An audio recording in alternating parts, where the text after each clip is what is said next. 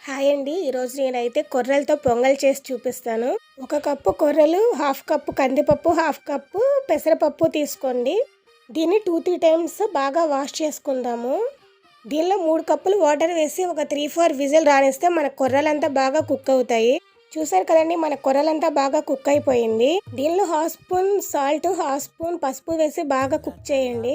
ఇప్పుడు దీనిలో పోపు అయితే వేసుకుందామండి. ఒక ప్యాన్ తీసుకొని దాంట్లో కొంచెం నెయ్యి వేసుకోండి. నెయ్యి వేడైన తర్వాత కొన్ని జీడిపప్పులు, కొన్ని పచ్చిమిర్చి, కొంచెం సన్నగా తరిగిన అల్లము, కొత్తిమీర, కరివేపాకు వేసుకొని ఫ్రై చేయండి.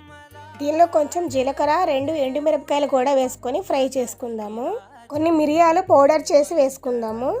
మన పోపు అయితే రెడీ అయిపోయిందండి. ఇప్పుడు దీన్ని మన కొర్ర పొంగల్లో వేసుకుందాము. చూసారు కదా, హెల్దీ టేస్టీ పొంగల్ రెడీ అయిపోయింది. దీని టేస్ట్ అయితే చాలా బాగా వచ్చింది. ఈ వీడియో మీకు నచ్చితే లైక్ చేసి, షేర్ చేసి, కామెంట్ చేయండి. ఇప్పుడు మా బాబునైతే అడుగుదాము టేస్ట్ ఎలా ఉంది అని. టేస్ట్ ఎలా ఉంది? పొంగల్లాగా ఉంది. నచ్చితే సబ్స్క్రైబ్ చేయండి.